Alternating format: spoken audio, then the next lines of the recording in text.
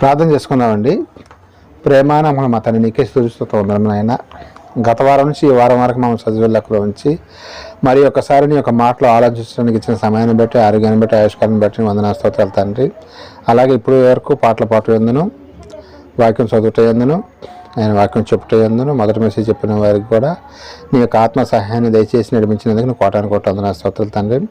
అలాగే ప్రాముఖ్యమైన సమయంలోనికి వెళ్తూ ఉండగా పరిశుద్ధాత్మ యొక్క పరిపూర్ణమైన సహాయాన్ని నాకు కూడా అందించమని అర్థిస్తూ వినిచిన పిల్లలకు వివేచన దయచేయమని, చక్కగా అర్థం చేసుకోవడానికి సహాయం దయచేయమని, అలాగే ప్రపంచవ్యాప్తంగా జరుగుతున్న ఆరాధన క్రమమంతలో సమస్త మహిమ ఘనత ప్రభావంలో మీరే పొందుకోమని బ్రతిమలాడుకుంటూ ఈ ప్రార్థన నీ ప్రియకుమారుడు మా రక్షకుడు అయిన యేసుక్రీస్తు శక్తి గల నామమున అడిగి వచ్చిన పరమ తండ్రి, ఆమెన్. ఇలాంటి వీడియోలు మరిన్ని చూడాలనుకుంటే లైక్ చేయండి, షేర్ చేయండి, సబ్స్క్రైబ్ చేసుకోండి. Thank you so much. ఈరోజు మన యొక్క పాఠం ఏంటండి? వాస్తవమా? వాస్తు అనేది వాస్తవమేనా అనే విషయాన్ని ఆలోచిద్దామండి.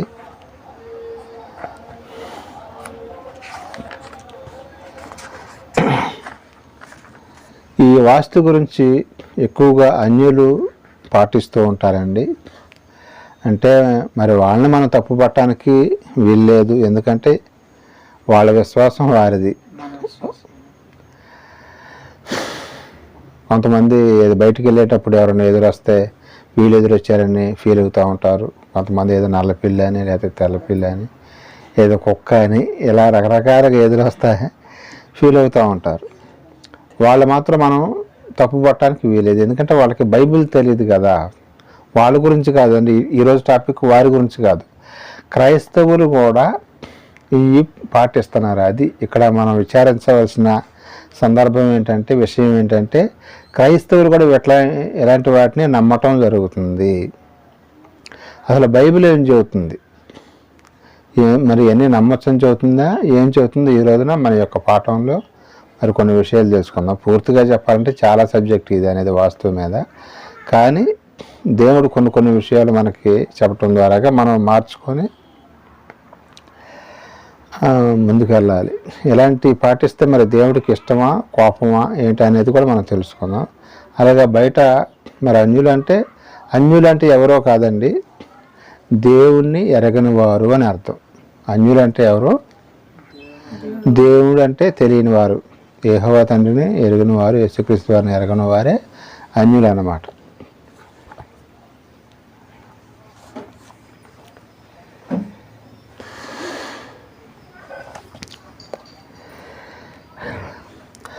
మనం ఈరోజున కొన్ని విషయాలు తెలుసుకుందామండి. ఇది క్రైస్తవులు పాటించటం అనేది, క్రైస్తవులు కూడా ఏం చేస్తున్నారంటే, ఏదైనా ఒక స్థలం కొన్నారనుకోండి, అది ఒక ఈశాన్యం వారం నొక్కుకుపోయింది, లేకపోతే ఈశాన్యంలో బొరవ ఉంది, లేకపోతే ఇల్లు కట్టుకున్న తర్వాత మెట్లు ఇటు ఉండకూడదు, మెట్లు అటు ఉండకూడదు, అటు పల్లంగా ఉంది, ఇటు మెరగ్గా ఉంది, ఇలాగ రకరకాలుగా మాట్లాడుతున్నారు. క్రైస్తవుల గురించే మాట్లాడుకుందాం. కొంతమంది అన్యులు ఉన్నారు కదా, వాళ్ళు అడుగడుక్కి టైం చూసుకుంటారు. ఏదైనా ప్రయాణం చేయాలన్నా కానీ పలానా గడిలో అయితే మంచిగా ఉంటుందని చేస్తూ ఉంటారు. కానీ వాళ్ళు కూడా కొన్ని ఇప్పుడు పెళ్ళిళ్ళు అనేవి ముహూర్తాలు చూసి పెట్టుకుంటారు కదా అన్యులు. మరి పెళ్ళిళ్ళలో కూడా చాలా అవాంఛనీయ సంఘటనలు జరుగుతూ ఉంటాయి. ఒకసారి నాకు తెలిసి మేము గొల్లంపల్లిలో చదువుకునేటప్పుడు ఏం జరిగిందంటే, వాళ్ళు అన్యులే పెళ్లి జరుగుతుంది, అన్ని ముహూర్తం అంతా కరెక్ట్గానే పెట్టుకున్నారు మరి. కానీ ఏం జరిగిందంటే, బాగా సౌండ్ పార్టీ అనమాట. ఆ పెళ్లి చేసేవాళ్ళు బాగా సౌండ్ పార్టీ అయితే వాళ్ళు కళ్యాణ మండపాన్ని ఇంటి దగ్గర సెట్టింగ్ లాగా వేస్తే అది మైనంతో కూడినటువంటి కళ్యాణ మండపం క్లాత్స్ అనమాట, మైనం అనమాట. ఏదైనా నొప్పి అంటుకుంటే అక్కడ నొప్పి ఆరిపోదు, క్లాత్ అన్న అయితే మనం ఇట్లా కొడితే ఆరిపోదు, కానీ అది మైనంతో తయారు చేశారంట. బాగా డబ్బులు ఎక్కువ ఉండేవరకు మైనంతో చేసేవరకు ఏమైందంటే, పిల్లలు ఎవరు ఆడుకుంటా దానికి అంటించారంట. మంట అంటిస్తే అక్కడ పెద్ద మంట రావటం జరిగిందండి. దాంట్లో ఆ కళ్యాణ మండపంలో కొన్ని వేల మంది ఉన్నారు, చుట్టాలను కూడా గట్టిగా పిలిచారనమాట. కొన్ని వేల మంది ఉన్నారు. అది అంటుకోవటం జరిగింది. మరి అది ముహూర్తం చూసి పెట్టిన పెళ్ళానండి. మరి వాళ్ళ ముహూర్తాలు చూసే పెడతారు. కానీ అక్కడ ఏం జరిగిందంటే ఆ మంటలకి చాలామంది బయటికి వెళ్ళటానికి ఒకే ద్వారం పెట్టారు, మళ్ళీ ఫ్రీగా లేకుండా. అక్కడ అదొక మైనస్ అయిపోయింది. మామూలుగా టెంట్లాగా అయితే ఎటువైపు పారిపోయేవాళ్ళు, కానీ ఒక్క ద్వారమే, చిన్న ద్వారం పెట్టారు. ఈ ద్వారం నుంచి బయటికి వెళ్ళే లోపే చాలామంది చచ్చిపోవటం జరిగింది. బూడిద కూడా అయిపోవటం జరిగింది అనమాట. పెళ్ళి కూతురు పెళ్ళి కొడుకు కూడా ఇద్దరు కూడా చచ్చిపోవటం జరిగింది అక్కడ. పెళ్ళి కొడుకు పెళ్ళి కూతురు కూడా చచ్చిపోవటం జరిగింది. పెళ్ళి కొడుకు తరపోళ్ళు, ఇటు పెళ్ళి కూతురు తరపోళ్ళు, వీళ్ళు చాలామంది చచ్చిపోయారు. మిగిలిన వాళ్ళు కూడా వాళ్ళకి మనశ్శాంతి అనేది ఉంటుందండి అసలేక. పెళ్ళికి పెట్టుకున్నటువంటి ముహూర్తం చూసి పెట్టుకున్నారుగా, మరి ఇద్దరు పెళ్ళి కొడుకు పెళ్ళి కూతురు ఇద్దరు కూర్చుని వాళ్ళు కూర్చున్నట్టు మసిబొగ్గులు అయిపోయారండి అక్కడే కూర్చొని. ఎట్లాగా ముహూర్తాలు చూసి చేసినవి కూడా మరి కొన్ని చెడు జరుగుతూ ఉంటాయి. కానీ ఈ ముహూర్తాలు ఇవన్నీ కూడా మనం మనుషులు పెట్టుకునే, కానీ దేవుడు మాత్రం ఈ కాలాలను, ఈ యొక్క సమయాలను, వీటిని అన్నిటిని కలగజేసింది ఎవరండి? తండ్రి అయిన దేవుడు. ఆయన యొక్క కొంతమంది పలానా టైంకే చెయ్యాలంటారు, ముహూర్త తాళి కట్టాలంటారు. సరే, వాళ్ళ విశ్వాసం వాళ్ళని తప్పు పట్టడానికి అసలు మనం సరిపోమండి. అంటే భారతదేశ రాజ్యాంగ ప్రకారంగా ఏ మతం వారైనా వాళ్ళ యొక్క మతం గురించి ప్రచురం చేసుకునే అవకాశం ఇచ్చింది. క్రైస్తవులైనా చేసుకోవచ్చు, హిందువులైనా చేసుకోవచ్చు, ముస్లిమ్స్ అయినా ఉండరు మన భారత, ఇంకా వేరే వాళ్ళు కూడా ఉండరు. సరే, మెయిన్గా ఈ ముగ్గురు గురించి మనకు చూస్తూ ఉంటాం కాబట్టి ఎవరి విశ్వాసం వాళ్ళదో వదిలేసేద్దాం, దాని గురించి కాదు. ఈరోజు మనం మాట్లాడుకోవాల్సింది దేని గురించి అంటే క్రైస్తవుల గురించి మాట్లాడుకుందాం అంట. అన్యులంటే వారికి తెలియదు, దేవుడు అంటే తెలియదు, అసలు ఈ భూమిని, ఆకాశాన్ని, వీటిని కూడా కలగజేసింది ఆయనైనా వారికి అవగాహన అనేది లేదనమాట. కానీ మనకి ఉంది కాబట్టి మనం మరి దేవుణ్ణి మన మనసులో ఉంచుకోవాలి. ప్రతి ఒక్కటి కూడా ఆయన చేతులకే అప్పచెప్పాలండి.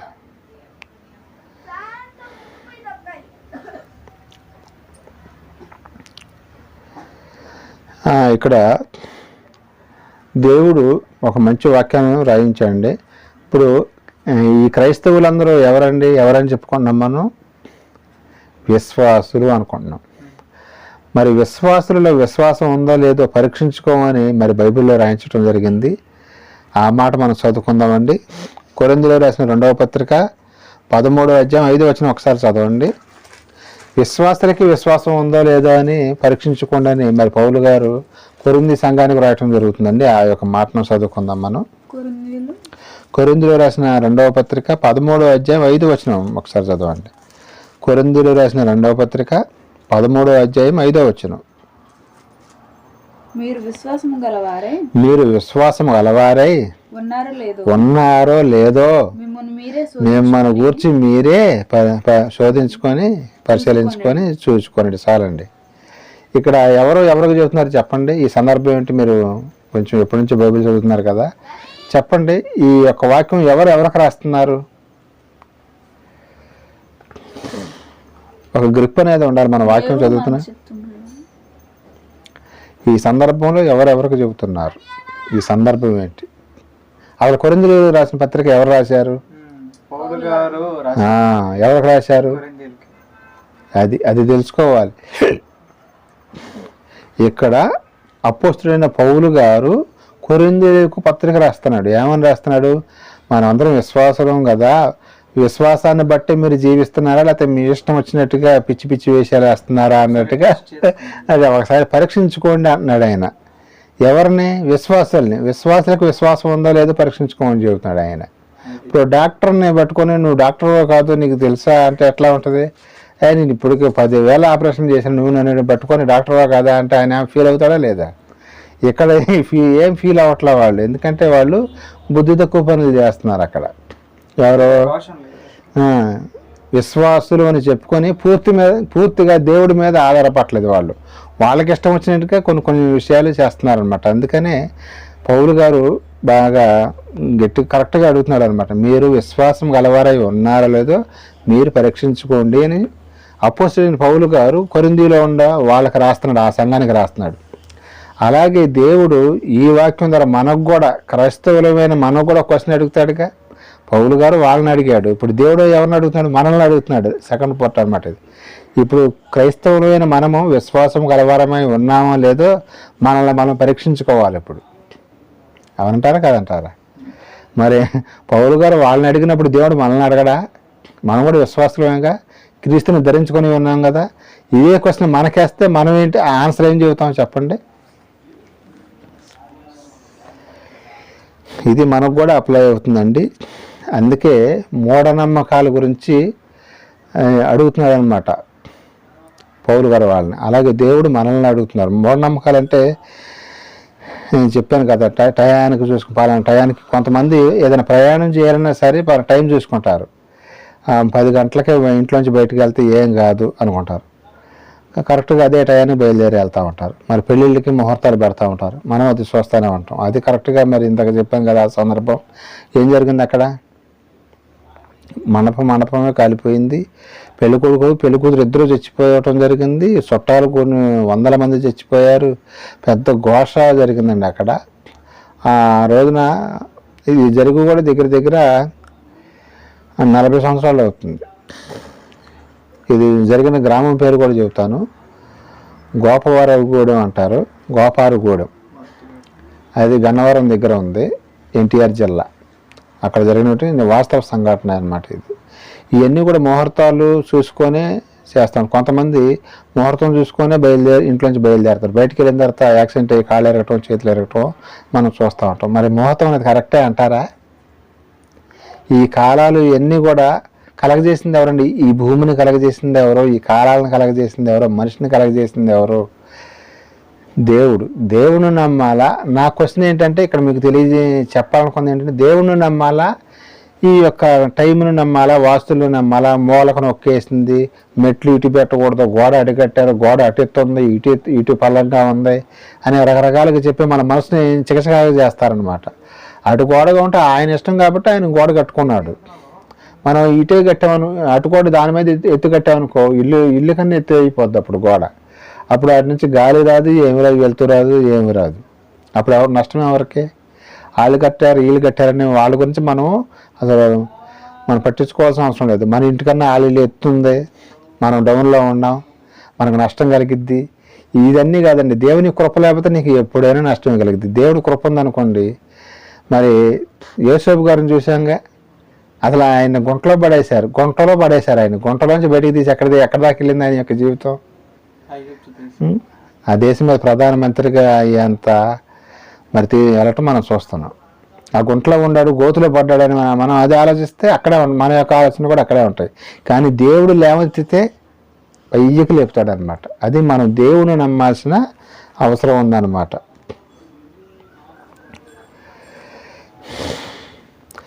ఇంకో విషయం ఏంటంటే, ఇక్కడ మనం బాధపడాల్సిన అవసరం ఏంటంటే, క్రైస్తవులు ఎలా చేస్తున్నారంటే, క్రైస్తవులు ఎలాంటి చేయకూడదని కొంతమంది మంచి రోజు అని చూస్తూ ఉంటారు. ఏదన్నా శుభకార్యం చేయాలనుకోండి, పెళ్లి సంబంధానికి వెళ్ళాలంటే మంచి రోజు అని చూస్తూ ఉంటారు. మరి సోమవారం మంచిది కాదంటారా? మంగళవారం మంచిది కాదంటారా? బుధవారం మంచిది కాదంటారా? సరే, మంగళవారం మంచిది కాదనుకుందాం. మంగళవారం రోజున నువ్వు గాలి పీల్చుకోకుండా ఒక 10 నిమిషాలు ఉండగలుగుతాం. మనం గాలి రోజు పీల్చేగలిగి నేను మంగళవారం పీల్చాను అని కూర్చుంటే ఏమిద్దండి? ఇక మంగళవారం కాదు, ఎందుకు మరి గాలి పీల్చడం? మంచి రోజు కాదు కదా. కొంతమంది శనివారం శని అంటారు. శని ఇది మంచి రోజు కాదు, ఏ పని చేసినా కానీ వెనకపోద్దే అంటూ ఉంటారు. అవన్నీ ఒట్టి మాటలు. వాళ్ళేదో తెలియక మాట్లాడారని మనం అవి పట్టించుకోకూడదు. అలాగని వాళ్ళు చేస్తున్నారు కాబట్టి వాళ్ళు మన తప్పని ఏలు పెట్టి చూపించకూడదండి. వాళ్ళని వదిలేసేయటం. ఎందుకంటే అవసరమైతే దేవుడే వారిని ఆకర్షించుకొని బయటికి తీసుకొచ్చి వాళ్ళని రక్షణ కలగజేస్తాడు. అంతేగాని మనం వాళ్ళని సరిచేయాలనుకుంటే మనల్ని కూడా ఏం చేస్తారంటే, వీళ్ళకి ఏం తెలియదు, వీళ్ళకి బైబిల్ కరెక్ట్ కాదన్నట్టుగా ముద్ర వేసిన వాళ్ళం అవుతాం అన్నమాట.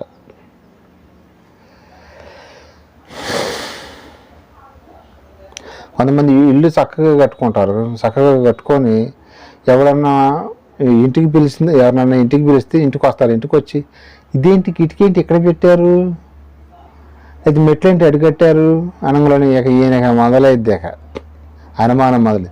అమ్మా, ఇంత ఇల్లు కట్టే కానీ నువ్వు మెట్లు కరెక్ట్గా పెట్టలేకపోయానా, కిటికీలు సరిగ్గా పెట్టుకోలేకపోయానా, అక్కడ కిటికీ ఉండాలి కదా, ఎక్కడ పెట్టారేంటి అని లేదా గోడలో వెనకాల గోడ తక్కువగా ఉందిగా, ఇటు పక్కన మేరుగా ఉందిగా అంటే, లేకపోతే ఈ మెట్లు తీసేసి మళ్ళీ అటుపక్క పెట్టుకుని అంటే ఇప్పటికే ఈయన సపోజ్ చేసి ఎట్టొకట ముక్కి మూలికి ఇల్లు పూర్తి చేసుకుంటే తీరా పూర్తయిన తర్వాత వచ్చి ఒక ఆయన ఏమంటాడంటే ఇది కరెక్ట్ కాదు, ఈ ప్లాన్ కరెక్ట్ కాదు, ఈ ఇంట్లో ఉన్నోళ్ళకి మనశ్శాంతి ఉండదబ్బా, ఆరోగ్యం పాడైపోద్దని, భార్య ఆరోగ్యం పాడైపోద్ది, పిల్లలు మీ మాట అంటారు, వాళ్ళకి ఇష్టం వచ్చినట్టు చేస్తూ ఉంటారు, పిచ్చి పిచ్చి పనులు చేస్తూ ఉంటారు అని ఇట్లాగ 4 మాటలు చెప్పే అలంగలోనే ఇక క్రైస్తవులకు కూడా ఎట్లా అనిపిస్తుంది అంటే నిజమేనేమో, నేను కరెక్ట్గా ఇల్లు కట్టలేదేమో, పార్లు కరెక్ట్గా పట్టలేదేమో అని అనుమానం మొదలైద్దా లేదా.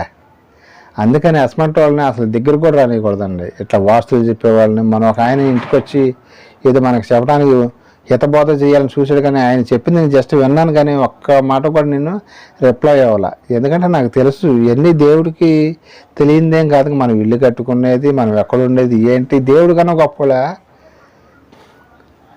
దేవుడి కన్నా గొప్పలా కాదుగా. అందుకనే మనం ఆ విషయాలు అసలు పట్టించుకోకూడదండి. ఈ యొక్క విషయం ఎందుకు చెప్పాల్సి వచ్చిందంటే, ఈ యొక్క పాఠం ఒక కువైట్లో ఉండే సురేష్ బాబు గారిని ఒక ఆయన ఉన్నాడు. ఆయనకి కొంతమంది ఇక్కడ ఉన్న విశ్వాసులు మనోళ్ళు, మా క్రైస్తవులు కూడా మూఢనమ్మకాలను నమ్ముతున్నారు, పిచ్చి పిచ్చిగా చేస్తున్నారండి, వాళ్ళకు కొంచెం మీరు మంచి మాటలు చెబితే బాగుంటుంది బైబిల్ ఆధారంగా అని చెబితే అప్పుడు ఆయన ఈ యొక్క పాఠం చెప్పడం జరిగింది. ఆ పాఠాన్ని మనం కూడా నేర్చుకుందామని ఉద్దేశంతో నేను కూడా ఈ యొక్క పాఠాన్ని తీసుకోవటం జరిగింది అన్నమాట.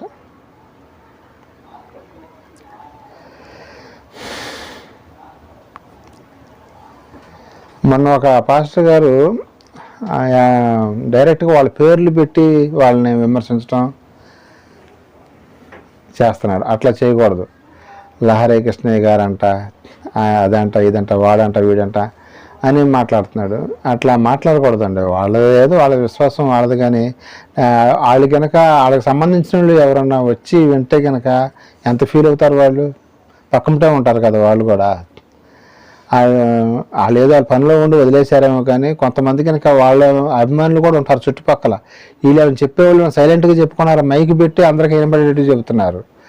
అలాంటప్పుడు వచ్చి కొడతారు కదండి. చాలా సందర్భాలు గొడవలు జరిగిన సందర్భాలు ఉన్నాయి.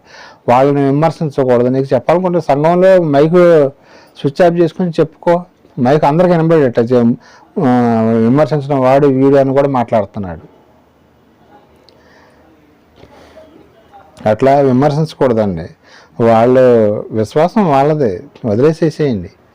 అలాగా అది మనం ఎవరు సరి చేసుకోవాలి చెప్పండి. మన ఇంట్లో వాళ్ళని మనం సరి చేసుకోవాలా, ఇంటి పక్కన వాళ్ళు సరి చేయగలుగుతాం మనం? అసలు ముందు మనం చూసుకుంటే తర్వాత ఇంకా నీకు ఏమైనా జ్ఞానం ఉంటే, దేవుడి జ్ఞానం అయితే పక్కన వాళ్ళు కూడా సరి చేయొచ్చు. అసలు మనమే సరి చేసుకోలేము, ఇంకా ఎతటోని సరి చేస్తామండి. కానీ ఇక్కడ క్రైస్తవులు చేస్తున్న పని ఏంటంటే దేవుడి మీద ఆధారపడాలి. ఎక్కడ మెయిన్ వచ్చిన రిస్క్ ఏంటంటే, మనం ఈ యొక్క పాఠం ఎందుకు ఆలోచించాల్సి వచ్చింది, దేవుడి మీద ఆధారపడటం లేదు.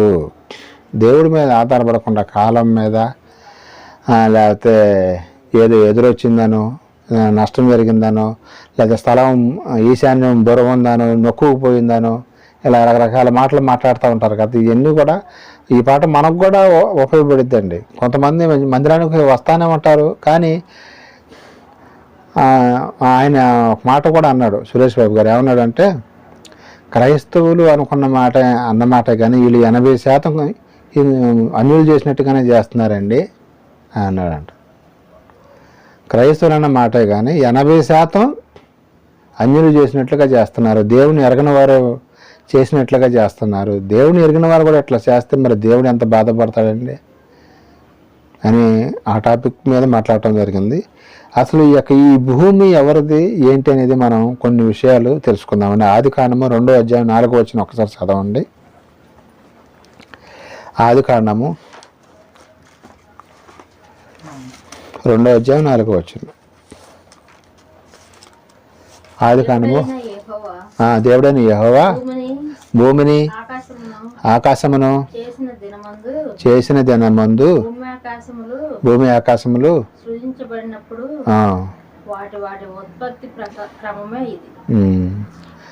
ఈ భూమిని కలగజేసింది ఎవరని చెబుతుందండి ఇక్కడ బైబిల్? ఒక ఆయన పేరు చెబుతున్నారు కదా, ఎవరైనా? అది దేవుడైన యెహోవా ఈ భూమిని కలగజేశాడంట.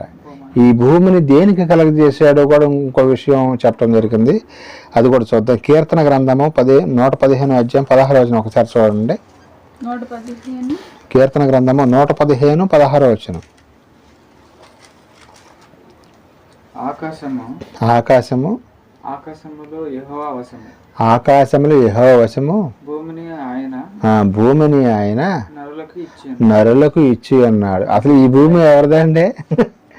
ఆయనదే. ఎస్, ఆయనదే. తండ్రి అయిన దేవుడు మనకి భూమిని ఇచ్చి ఉన్నాడు. భూమిని ఆయనే మనకిస్తే ఏదన్నా వంకలు ఏమైనా పెట్టొచ్చండి మనం ఆయనకి? అది నొక్కుపోయింది, అటు పోయింది, ఇటు పోయింది, ఈశాన్యం పోయింది, లేక మూలకు పోయింది, దక్షిణాన్ని ఎక్కువగా ఉంది, వాడి పేరు ఎత్తుగా ఉందో పొట్టుగా ఉంది, మెట్లు బాగోలేదు, ఇలాంటి మాటలు మనం మాట్లాడుతాం. అసలు ఈ భూమి ఇచ్చింది ఎవరు? ఆయన ఇచ్చాడు మనకి. నివాసయోగ్యంగా ఉండటానికి, మనం బ్రతకటానికని భూమిని ఇస్తే దానికి రకరకాల వంకలు పెట్టి అది మంచిది కాదు, ఇది మంచిది కాదు, అది చెడ్డది, ఇది చెడ్డది అని ఈ రకరకాలుగా మాట్లాడటం మనం చూస్తున్నాం అన్నమాట. అది ఈ భూమి విలువ ఎంతో తెలుసండి. ఈ ఇక్కడ మనకు సెంట్ ఎంత అండి? ఇక్కడ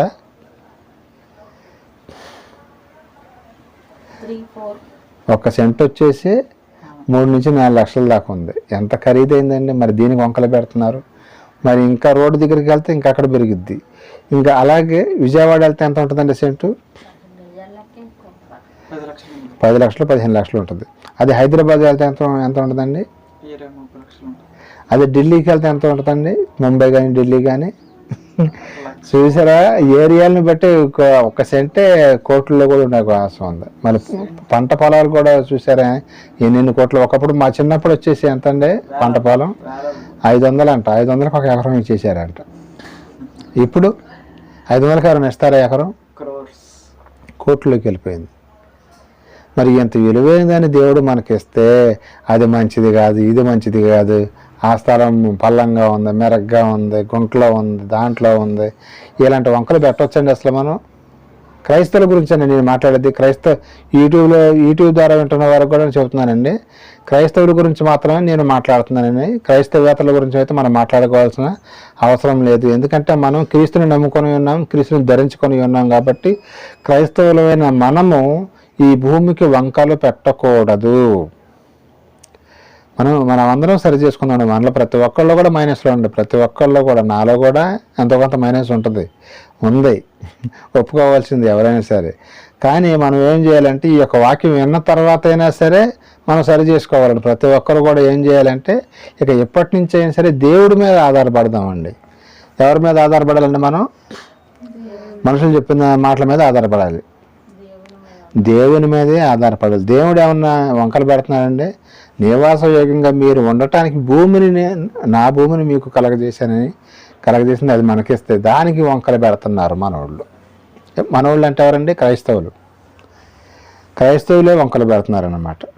మరి ఇందాక భూమి విలువ చూసాం కదా, ఒక్కొక్క చోట ఒక్కొక్క రేట్లు పలకటం జరిగింది. ఇంకా మనం చూడగలిగితే యోబు గ్రంథము 37 అధ్యాయం 12 వచనం ఒకసారి చూడండి. యోబు గ్రంథము 37 అధ్యాయం 12 వచనం.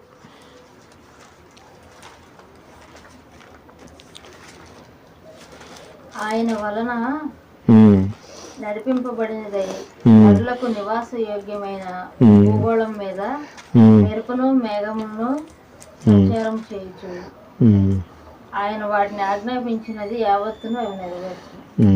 భూమికి ఏమిచ్చాడండి ఆజ్ఞ? మెరుపును మేఘమును సంచారం. భూమికి పండమని ఇచ్చాడండి. అక్కడ వాక్యం కాదు, నేను మిమ్మల్ని క్వశ్చన్ అడుగుతున్నాను అనమాట. భూమికి ఒక ఆజ్ఞ ఇచ్చాడంట దేవుడు. ఏం ఆజ్ఞ ఇచ్చాడు చెప్పండి? పంట పండాలండి. భూమికి పంట పండే ఆజ్ఞను ఆయన ఆఫ్ చేశాడు అనుకోండి, ఏమైపోతారు మనుషులు చెప్పండి? 1-2-3 సంవత్సరాలు కనుక పంటలు పండకపోతే ఏమవుతారు? ఏంది అంటారు? ఇన్ని వేల సంవత్సరాల నుంచి దేవుడు ఆజ్ఞ ఇచ్చాడంట భూమికి, నువ్వు పండి నా పిల్లలకి ఆకలి తీర్చు అని. మరి అలాంటి భూమికి వంకలు పెడుతున్నారు మనోళ్ళు. మొత్తం ఆయన యొక్క హస్తగతంలో ఉందో చూసారా, ఆయన యొక్క చేతుల్లో ఉందన్నమాట అంతా కూడా. ఒక 2-3 సంవత్సరాలు కనుక వర్షాలు పడకుండా భూమి పండకుండా ఉంటే ఏమైపోతారండి? మన యెరూషలేములో మనం చూసాం కదా, యెరూషలేములో ఏం చేశారు? ఆకలితో కడుపును పుట్టిన పిల్లల్ని కోసుకొని తిన్నారండి. కోడి పిల్లల్ని కాదు, మనిషి పిల్లల్ని. ఆకలి తట్టుకోలేక అలాంటి సందర్భాలు ఎదురవుతాయి అన్నమాట. కాకి రెట్టేస్తే ఉరుక్కుంటే ఇలా ఆ రెట్ట నాకు కావాలని తినేవాళ్ళు అంట. అది ఎవరైనా తింటారండి అసలు, ఎంత ఆకలి వేసినా సరే. బేర్ గ్రిల్ అనే అతను మనం డిస్కవరీ ఛానల్లో చూస్తూ ఉంటాం కదా, అతనైతే పాముల్ని, కప్పల్ని, తేళ్ళని, చేపల్ని అన్నీ కూడా తింటూ ఉంటాడు. కానీ మనుషులు ఇంకా అతను అదన్నా కొంతవరకు ఆరంచుకునే అవకాశం ఉందేమో, కానీ ఈ అనుకో అసలు పిల్లల్ని, కడుపును పుట్టిన పిల్లల్ని ఎంచుకొని తింటాం ఏంటండి, కోసుకొని కోడిలాగా ముక్కలు చేసి. అందుకని చాలా గొప్ప పని చేశాడు దేవుడు. ఏంటంటే భూమిని పండమని ఆజ్ఞ ఇచ్చాడు ఆయన. ఆజ్ఞ కనుక ఒక 2-3 సంవత్సరాలు కనుక ఆపేస్తే మనుషులందరూ కూడా చచ్చిపోతారండి. మరి అంత మంచి భూమిని దేవుడు మనకి, సారవంతమైన నేల, నల్లరేగడి నేల, ఎర్రరేగడి నేల, ఇన్ని నేలల్లో ఉన్నాయి కదా, ఎలా పండుతాయండి? కొన్ని ఏరియాల్లో 3 పంటలు పండుతాయండి తెలుసా? మన ఏరియాలో ఎన్ని పంటలు వేస్తారు తెలుసా మీకు? మన ఏరియాలో ఎన్ని పంటలు వేస్తారు? వరి, మొక్కజొన్న, బెండ. ఎన్ని రకాలు కాదు, ఎన్నిసార్లు వేస్తారు సంవత్సరానికి? 2 సార్లు, ఒక్కోసారి 3 సార్లు. నీళ్లు ఉండే చోట అయితే 3 సార్లు వేస్తారు, లేకపోతే 2 సార్లు వేస్తారు, లేకపోతే ఒకటే వేస్తారు. మన పక్కన ఉన్న పత్తి చేను ఎన్నిసార్లు వేస్తున్నారు? ఒక్కసారే సంవత్సరానికి. అది కొంచెం నీళ్లు ఉంటే 2 పంటలు వేస్తారు. అది ఇంకా బాగా నీళ్లు ఉంటే 3 పంటలు వేసేవాళ్ళు కూడా ఉన్నారనమాట. చిన్న పంటలు, దోసలు, బీరలు అలాంటి కొన్ని రోజుల్లోనే వచ్చేస్తాయి, 2 నెలలు 3 నెలల్లోనే వచ్చేస్తాయి అనమాట. అలాంటి 3 పంటలు వేస్తారు. అలాంటి సారవంతమైన నేల, మంచి భూమి, మంచి నేల దేవుడు, ఎర్రరేగడి నేల, నల్లరేగడి నేల అంటారు కదా, మరి అంత సారవంతమైన నేల మనకి ఇస్తే ఈ మనుషులు ఏం చేస్తారంటే అది మంచిది కాదు, ఇది మంచిది కాదు, ఇది ఆ మూలన అది ఉంది, ఈ మూలన ఇది ఉందని ఇవన్నీ కూడా ఆయన యొక్క గొప్పతనం గురించి చెప్తేనే మనకు తెలిసిద్దండి. లేకపోతే మనం కూడా ఏంటంటే మనం కూడా మోసపోయే అవకాశం ఉందన్నమాట. స్థలాలలో ఏమైనా తప్పు ఉంటుందండి? దేవుడే ఏం చెబుతున్నాడు కీర్తన గ్రంథంలో? ఇందాక మనం చదువుకున్నాం కదా, మీరు నివాసయోగ్యంగా ఉండటానికి, మీరు నివసించటానికి ఇచ్చాను అని చెబుతున్నాడు. ఈ భూమి మీద నీళ్లు ఎన్ని రెట్లు ఉండేవి చెప్పగలుగుతారా? 3 రెట్లు, 70%. ఎస్, 3 వంతులు నీళ్లు ఉండగా 1 వంతు మాత్రమే భూమిని ఇచ్చాడు. అది మనకి మరి ఆహారం కావాలి కదండి. భూమి మీద జనాభా ఎంతమంది అండి? 8,000 కోట్లు. 800 కోట్ల, వేలలోకి వెళ్ళా ఇంకా. 800 కోట్లు జనాభా ఉంది. 800 కోట్ల ఉంటే తక్కువ మంది ఏం కాదండి, చాలా ఎక్కువ మంది. మన భారతదేశంలోనే దగ్గర 145-150 కోట్ల మంది ఉన్నారండి. ప్రపంచవ్యాప్తంగా అత్యధిక జనాభా కలిగిన దేశం ఏది చెప్తారా? ఇప్పుడు అంతకుముందు చైనా, భారతదేశం. అంతకుముందు చైనా అనుకునే వాళ్ళు, కానీ జనాభాలో క్రాస్ చేసింది. కానీ ఆర్థికంగా చూస్తే చైనా చాలా చాలా చాలా బాగుందండి. వాళ్ళు అక్కడ ఏం చేస్తారో తెలుసు. వాళ్ళు చైనా అంత డెవలప్ కావడానికి కారణం ఏంటి? ప్రతి ఒక్కరు కూడా పని చేస్తారు. మెయిన్ అది. ఎక్కడైనా పని చేస్తే ఇది కూడా మనకు డెవలప్ అయ్యేది. వాళ్ళంటే పార్ట్ టైంగా చేస్తారంటే ఫుల్ టైంగా అన్ని పనులు. ప్రతి ఒక్క మనిషి కూడా ఏదో పని చేస్తారు అక్కడ. ఏదైనా వాళ్ళకి అవసరం వచ్చిందనుకో వెంటనే పని చేసి డబ్బులు సంపాదించి అవసరం తీర్చుకుంటారంట. మనం ఏం చేస్తారు అక్కడ ఇండియన్స్? ఎవడప్పిస్తాడు, వాడప్పిస్తాడా, వీడు వడ్డీకి ఇస్తాడా, ఆడు 3 రూపాయలకి ఇస్తాడు, వీడు 5 రూపాయలకి ఇస్తాడా, మనం ఆలోచిస్తూ ఉంటాం మనం. కానీ అక్కడ ఏంటంటే వాళ్ళు ఏదో పని, కొంతమంది కొన్ని పనులు చేయడానికి మన ఇండియాలో నామోషిగా ఉంటుందండి. పనులు చేయటానికి నామోషి పడాల్సిన అవసరం లేదు. కొంతమంది మొక్కజొన్న కండ్లు అమ్ముకుంటారు, కొంతమంది ఆటో తోలుకుంటారు, కొంతమంది మరి మురుక్కాలు క్లీన్ చేస్తారు, కొంతమంది టైప్ పని చేస్తారు, ఇంకా రకరకాల పనులు మనకు తెలిసినయే. మరి కొంతమంది బాత్రూమ్లు కడిగే పనులు కూడా చేస్తారు. అది తప్పండి? తప్పేం లేదండి. ఎందుకంటే అతను కడగపోతే అక్కడికి వెళ్ళేవాళ్ళు స్మెల్తో సరిగ్గా చేయగలుగుతారా? లేదు, మరి కటింగ్ చేసేవాళ్ళు ఉండరు కదా సహోదరులు, వాళ్ళని కూడా తక్కువగా చూస్తూ ఉంటారు. వాళ్ళు కనుక కట్ చేయకపోతే ఒక 2-3 నెలలు 4 కనుక అయితే ఏమైద్ది, ఆది మానవుల్లాగా జల్లు వేసుకుని తిరగాల్సి వచ్చిద్దండి. కొబ్బరి నూనె రాస్తే ఒక దెబ్బకు 100 గ్రాములు పట్టిద్ది కొబ్బరి నూనెకి రాస్తే. చూసారా, ఎవరు చేసే పని వాళ్ళు చేయాలి. వాళ్ళు ఏ పని చేసే వాళ్ళు మనము గౌరవించాలండి. వాళ్ళని తక్కువ చేసి మాట్లాడకూడదు. దేవుడు వాళ్ళందరూ కలగజేసింది ఎవరండి? దేవుడే కదా. మరి భూమిని కలగజేసింది కూడా ఆయనే కదా. అవన్నీ కూడా మనం తెలుసుకోవాలండి.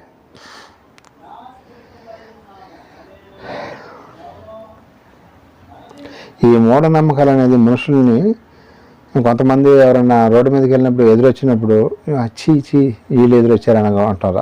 అలాంటివి కూడా మనం ఎందుకంటే బైబిల్ గొప్పది కదా. మనకి మంచి జరగాలన్నా చెడు జరగాలన్నా ఎవరి వల్ల జరిగిద్దండి? దేవుని వల్లనే జరిగిద్ది. కొన్ని చెడు పనులు మనమే చేసుకుంటాం, ఎవడో చేయకుండా. బైక్ ఉందనుకోండి, స్పీడ్గా వెళ్ళి లారీకో బస్సుకు గుద్దుకొని చచ్చిపోతూ ఉంటారు. దానికి దేవుడు ఏం చేస్తాడండి? మనుషులు ఏం చేస్తారు? ఇప్పుడు మనకి ఇచ్చిన స్పీడ్ ఎంత? నార్మల్ స్పీడ్ మీద పోవాలి. ఆటో అయితే 40-50 పోవాలి. బైక్ అయితే 60-70 వరకు వెళ్ళొచ్చు, ప్రమాదం జరగదు.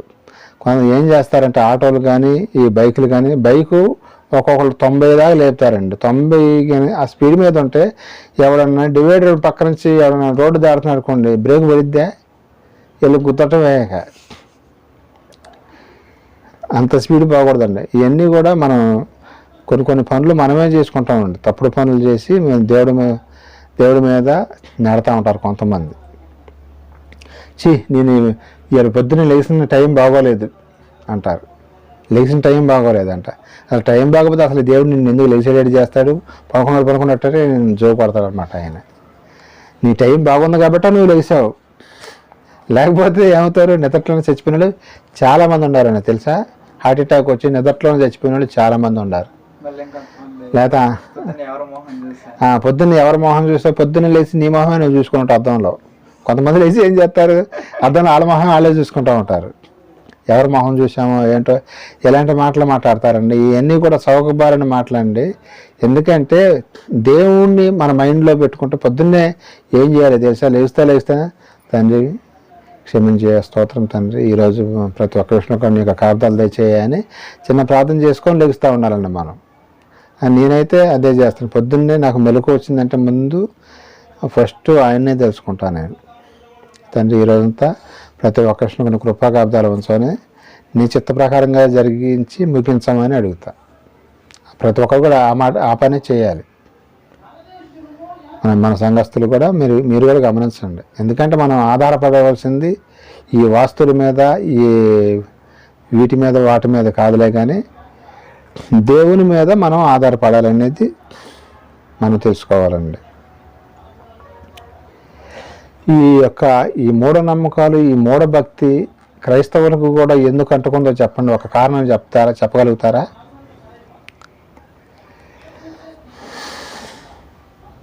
చెప్పండి. నేను క్వశ్చన్ వేసాను ఇప్పుడు మీకు.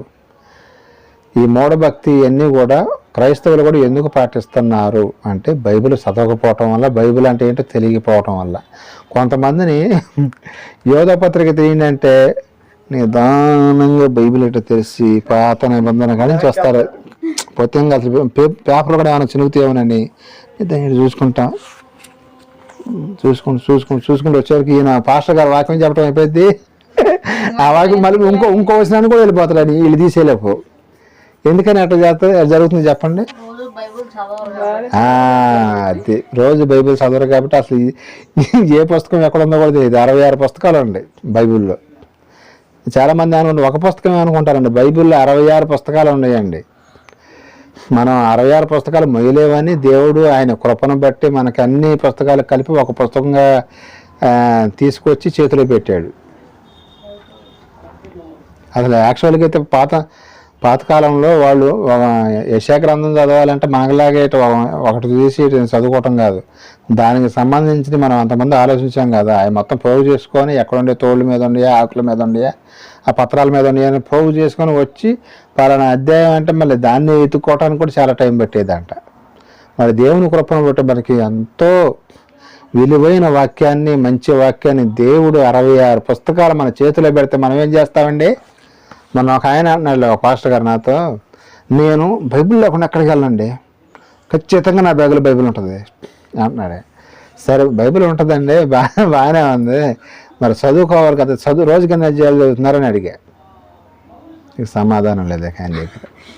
మళ్ళీ నిద్రపోయేటప్పుడు కూడా దగ్గరే పెట్టుకున్నాడు, తల దగ్గరే పెట్టుకున్నాడు అంట ఆయన, అస్సలు మిస్ అవ్వడంట.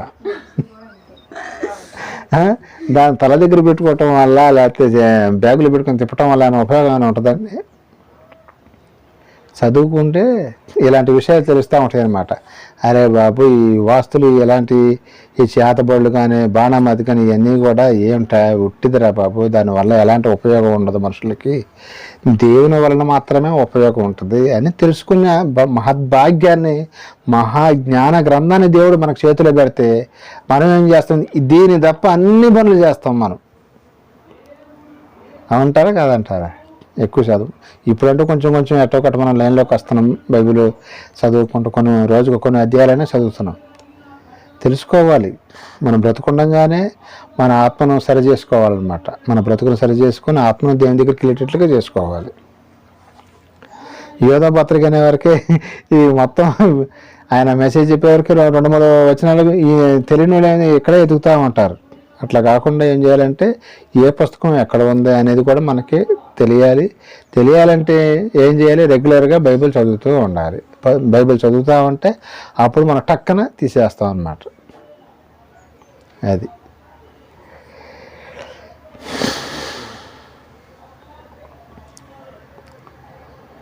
చాలామంది అనుకుంటారు, మేము మందిరానికి వెళ్తున్నాంగా, వారం వారం కానుకలు వేస్తున్నాంగా, మనం వారం వారం బలారాధనలో పాల్గొంటున్నాంగా, ఇవన్నీ పనులు చేస్తున్నాంగా అని అనుకుంటానండి. ఇవన్నీ చేసినా కూడా ఇంకోటి కూడా చేయాలండి. ఏంటంటే బైబిల్ చదువుకొని బైబిల్ ప్రకారంగా జీవించాలండి. అది మెయిన్ ఆయన కోరుకునేది.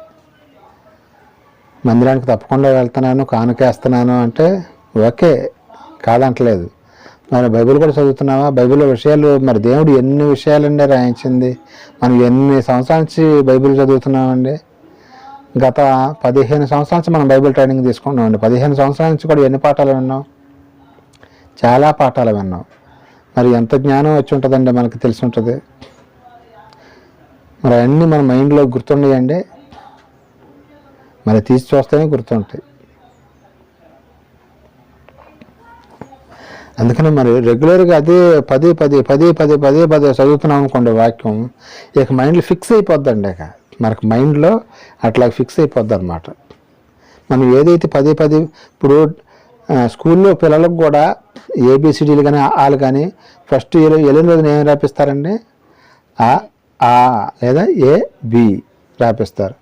ఇది ఎప్పటి వరకు గుర్తుంటుందండి వాళ్ళకి చెప్పండి? ఏబి అనేది అతనికి 60-70 సంవత్సరాలు వచ్చినప్పుడు కూడా గుర్తుంటుందా, మర్చిపోతాడా?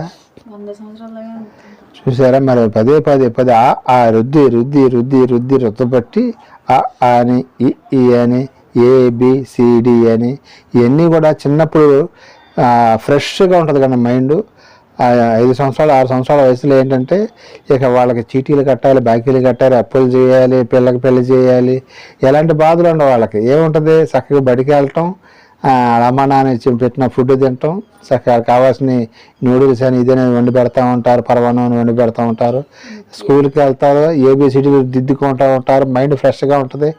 చిన్నప్పుడు 5వ సంవత్సరంలో 6వ సంవత్సరం చదువుకున్న చదువు చచ్చిపోయేంత వరకు 90 ఏళ్ళు వచ్చి నీకు 100 ఏళ్ళు వచ్చినా సరే అప్పటిదాకా దేవుడు ఆయుష్కాలం ఇస్తే అప్పటి వరకు కూడా గుర్తుంటుందండి.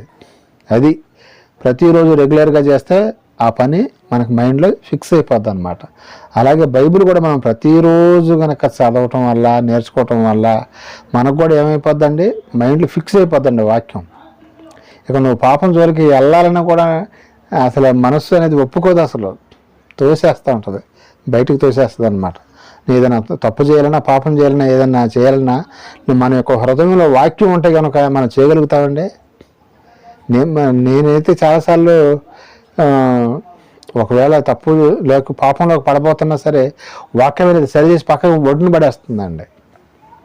ఒకసారి కొన్ని సందర్భాల్లో మనం ఆర్థికంగా ఇబ్బందులు ఉన్నప్పుడు కొన్ని మనం తప్పులు చేయటానికి మనస్సు ప్రేరేపణ జరుగుతూ ఉంటుంది. కానీ దేవుని యొక్క వాక్యం హృదయంలో ఉన్నప్పుడు ఆ కాస్తో కొస్తో కనుక ఉన్నట్టయితే దేవుడు మనల్ని సరిచేస్తూ ఉంటాడు. కొన్ని తప్పులు చేసినప్పుడు మళ్ళీ ఎంత వాక్యం చదువుకొని ఎంత వాక్యం తెలుసుకోవాలి, మనం ఈ తప్పు చేస్తాను అట్లా నేను చాలాసార్లు సరి చేసుకున్నానండి. అలాగే ప్రతి ఒక్కరు కూడా సరి చేసుకోవాల్సిన వారమై ఉన్నాం మనం అందరం కూడా. ఇంకా మనం చూడగలిగితే బైబిల్లోంచి కీర్తనల గ్రంథము 62వ అధ్యాయం 7వ వచనం ఒకసారి చూడండి.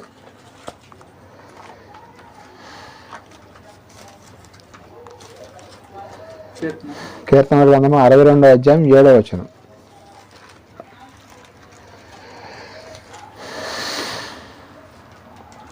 నా రక్షణకు నా రక్షణకు నా మహిమకు దేవుడే ఆధారం. నా మహిమకు దేవుడే ఆధారము. నా బలమైన ఆశ్రయదుర్గము. నా నా ఆశ్రయమయు దేవుని ముందే ఉన్నది. చాలండి. ఇక్కడ మనకి ఆశ్రయం ఎవరంటండి? దేవుడే. మనం అందరం కూడా దేవుడి మీదే ఆధారపడాలి. కానీ లేకపోతే కొంతమంది బీరువా అడు పెడతారు, ఇటు పెడతారు, అడు చదువుతారు, ఇటు చదువుతారు. బీరువా ఇటుంటే కలిసి వచ్చిద్దని, కొంతమంది మంచం ఇటుంటే కలిసి వచ్చిద్దని. మనకి ఎక్కడ అనుకూలంగా ఉంటే అక్కడ పెట్టుకోవాలి. కానీ కొంతమంది వచ్చి ఏంటి బీరువా ఎక్కడ పెట్టారు, మీకు కలిసి రాదు అనగానే ఆ బీరువా తీసి పక్కన పెడతారు. ఆ తెల్లారి పొద్దున ఏదో యాక్సిడెంట్ అయింది. కొంతమంది అరే అనవసరంగా బీరో జరిపోయినాయి, బీరో జరిపి ఆ యాక్సిడెంట్ కానీ ఆ బీరోకి సంబంధం ఏమైనా ఉంటుందండి? నువ్వు వెళ్ళేమో బస్సును కొద్దు, బైక్ వేసుకెళ్ళి లారీని కొద్దు, ఇక్కడ బీరో జరిగితే మళ్ళీ దీన్ని వంక పెడతా ఉంటారు అనమాట. బీరువాలు జరపటం వల్ల, మంచాలు జరపటం వల్ల, ఇంకా మీకు తెలిసిన కొన్ని చెప్పండి, నాకు అన్నీ గుర్తు రావట్లేదు.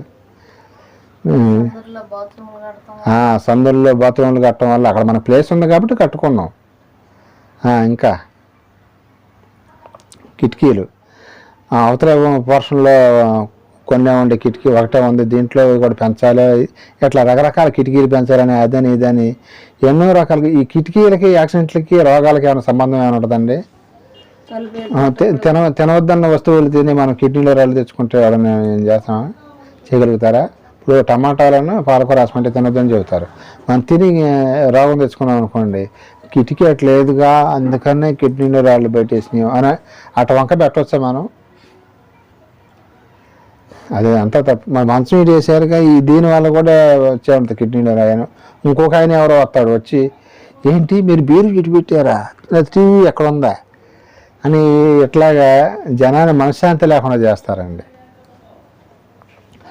మీకు విషయం తెలుసా, మన భారతదేశంలో ఇల్లు కట్టుకోవటానికి గవర్నమెంట్ కాలనీకి ఎంత ఇస్తారండి అమౌంట్?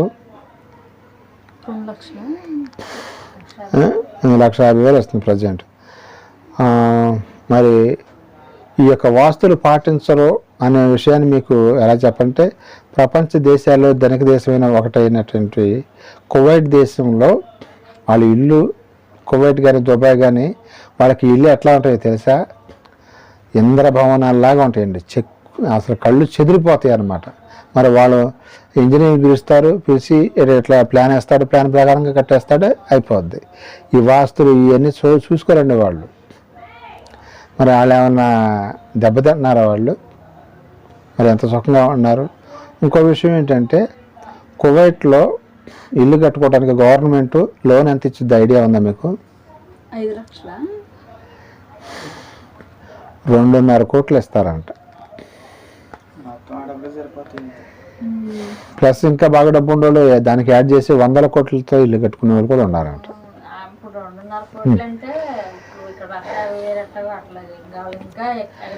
అంటే వాళ్ళే బాగా రిచ్గా కట్టుకుంటారు. 2.5 కోట్లు అంటే మెటీరియల్ బాగానే వస్తుంది వాళ్ళకి.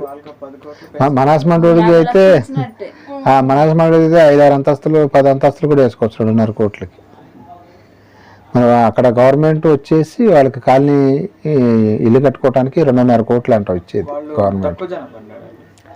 ధనిక దేశం బాగా, తక్కువ జనాభా కూడా. మన భారతదేశం అంతా ఎందుకుంటారు? భారతదేశంలో 150 కోట్ల మంది అనుకుంటున్నాం కదా దగ్గర దగ్గర. మరి అక్కడ ఎంత ఉంటారు? కోట్లు ఉండరు, తక్కువే. మా జనాభా అంతా కరెక్ట్ తెలియలేదు. కానీ మరి వాళ్ళకైతే మరి వాళ్ళు ఏ వాస్తులు చూసుకోరండి. ప్లాన్ వేస్తాడు ఇంజనీరు, టకటక ఇల్లు కట్టేసుకుంటారు, దాంట్లో ఉంటారు. మరి మనం క్రైస్తవులై ఉండి మనం దాన్ని పాటిస్తే ఎట్లాగే? ఈ వాస్తవమా? వాస్తులు ఏమైనా పనిచేస్తాయంటారా? ఇక్కడ కీర్తన గ్రంథంలో మనం చూసినట్టు ఇప్పుడు 62వ కీర్తనలో ఏం చెబుతున్నాడు? మీరు నా మీద ఆధారపడాల్సిందే కానీ మీరు దేని మీద ఆధారపడ్డా కానీ మీకు ఉపయోగం లేదు బాబు అని చెబుతున్నాడు అనమాట. ఇంకొక వచనం చదువుకొని మనం ముగించుకుందామండి. కీర్తన గ్రంథము 3వ అధ్యాయం 5వ వచనం ఒక్కసారి చదవండి.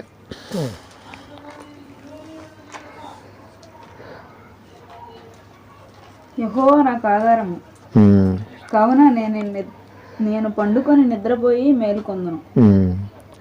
మనకు ఆధారం ఎవరంటండి? ఇల్లే మనకు ఆధారమా?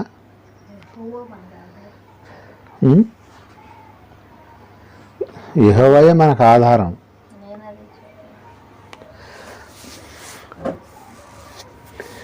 ఇప్పుడు ఒక్కొక్కళ్ళు మనం ఉదాహరణకు ఆలోచిద్దాం. ఇల్లు బాగా కట్టుకుంటాం, అన్ని పవర్లు కరెక్ట్గానే కట్టుకుంటారు, కానీ మరి ఆ ఇంట్లో ఎలాంటి ఇబ్బంది లేకుండా ఉన్నారన్నాం అనుకుందామా? లేకపోతే వాళ్ళకు కూడా చిన్న చిన్న ఇబ్బందులు, కష్టాలు, నష్టాలు, ఇరుకులు వస్తూనే ఉంటాయి అనుకుందామా?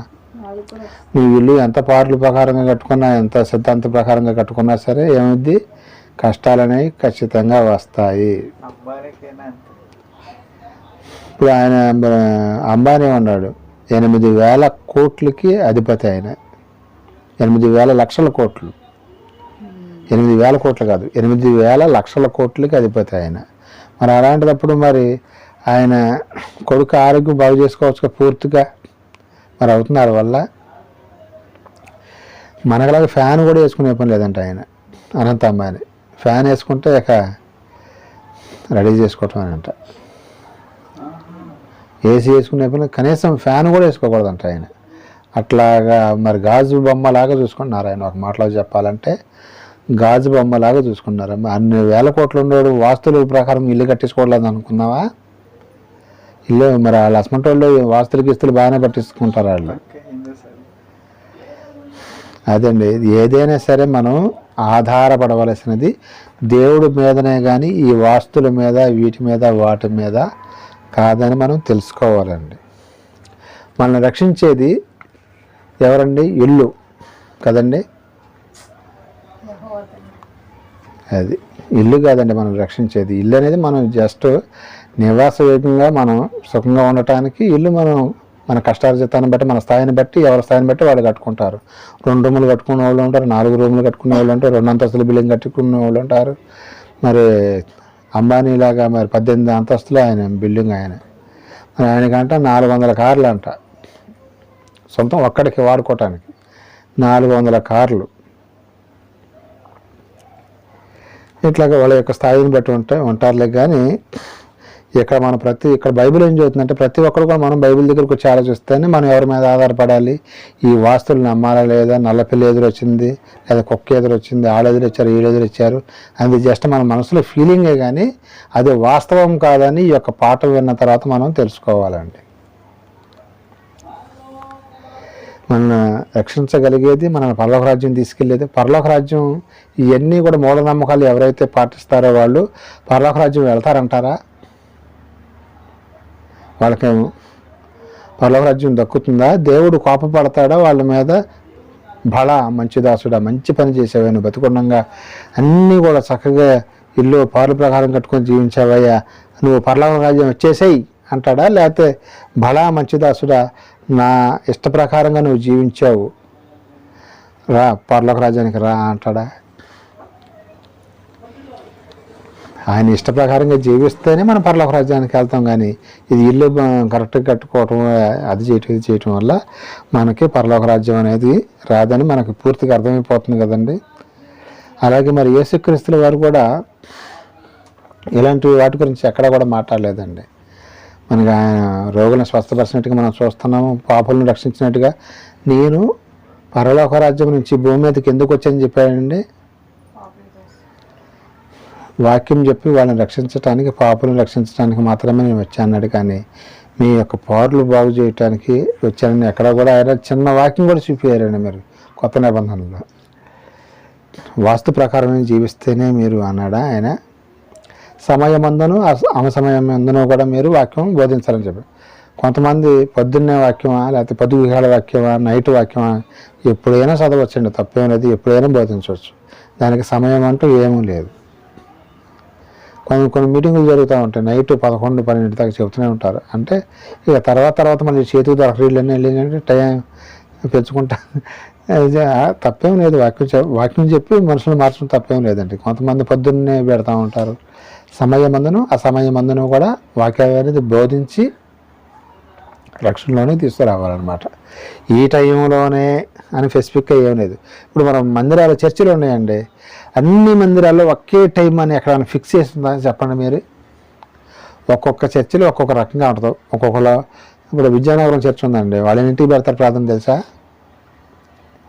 5:30కి స్టార్ట్ చేస్తారు, 5:30 నుంచి 6:30కి పాటలు పాడి అక్కడి నుంచి 8 దాకా ఆరాధన జరిగింది పొద్దున్నే. ఇక అక్కడి నుంచి వీళ్ళ పనులు వెళ్ళి చూసుకుంటారు. మళ్ళీ కొంతమంది 8 to 10 దాకా పెట్టేవాళ్ళు ఉంటారు, 10 to 12 దాకా పెట్టేవాళ్ళు ఉంటారు, 12 to 2 దాకా పెట్టేవాళ్ళు ఉంటారు, 2 to 4 దాకా పెట్టేవాళ్ళు ఉంటారు.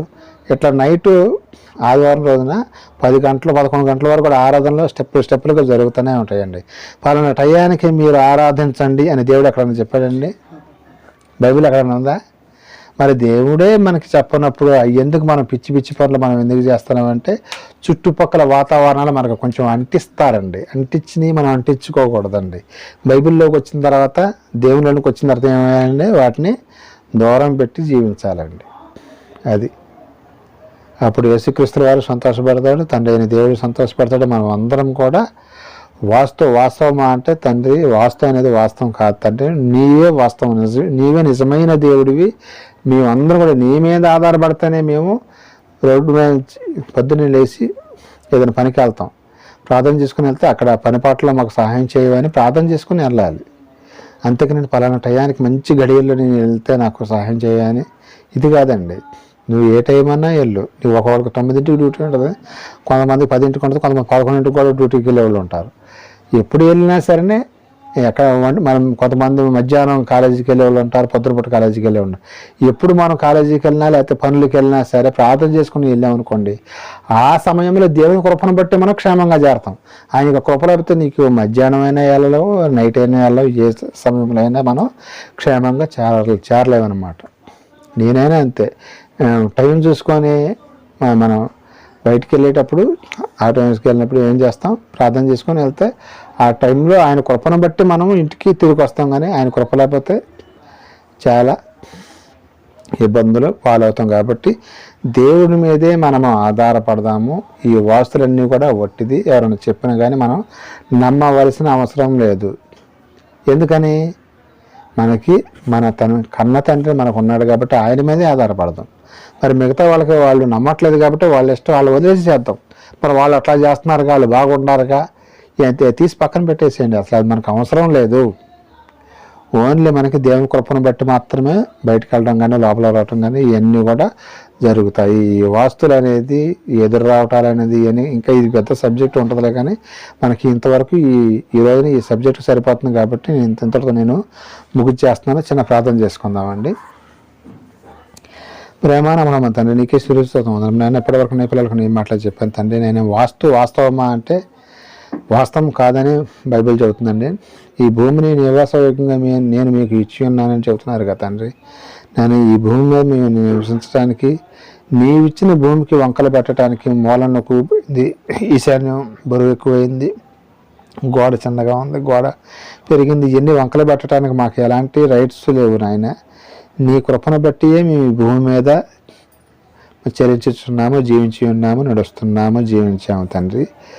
నీకు కృప ఎల్లప్పుడూ ఉంచమని చిన్న మంద భయపడి చెప్తున్నారు కదా తండ్రి. నేను చిన్న మందగా కూడా నేను ఆరాధిస్తూ ఉండగా నీ యొక్క హస్తం మాకు తోడుకు నడిపించామని, సహాయం తెచ్చామని, కృపాభాగ్యాన్ని మా అందరికీ ఎల్లప్పుడూ ఉంచమని నిలబడుకుంటూ, అలాగే ప్రక్కన జరుగుతున్న మందిరంలో కూడా నైనా సహోదరులకు మంచి జ్ఞానాన్ని బోధించే జ్ఞానాన్ని వారికి కూడా దయచేయమని బ్రతిమలాడుకుంటూ, నేను వారు కూడా రక్షణలోనికి రాని వారు ప్రపంచవ్యాప్తంగా ఎంతమంది అయితే ఉన్నారో వారందరూ కూడా రక్షణలోనికి వచ్చి నీవే నిజమైన దేవుడు అని తెలుసుకునేలాగా సహాయం తెచ్చేయమని బ్రతిమలాడుకుంటూ, నేను ఇంకా మా కుటుంబంలో కూడా కొంతమంది రక్షణలోనికి రాలేదంటే వారందరూ కూడా రక్షణలోకి వచ్చిన సహాయం తెచ్చేయమని, అలాగే ప్రపంచవ్యాప్తంగా ఇంకెంతోమంది నేను మందిరానికి వస్తున్నారులే కానీ మరి బాప్తిసం తీసుకోవట్లేదంటే వారికి కూడా నేను రక్షణలో వచ్చిన సహాయం చేసి నీ యొక్క పాదాల చెంత మేము ఎల్లప్పుడూ జీవించి నివసించి భాగ్యాన్ని దయచేయమని కడకుని ఉండే మహాలోకానికి చేరవడానికి వీళ్ళని వాళ్ళని వేసిన బలం కలగదేమని బ్రతిమలాడుకుంటూ ఈ ప్రార్థన నీ ప్రియకుమారుడు మా రక్షకుడు అయిన యేసుక్రీస్తు శక్తి గల నామమున అడిగి వేడుకుంటున్నాం పరమ తండ్రి.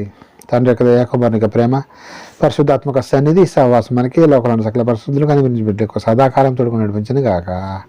ఆమేన్. అందరికీ వందనాలండి.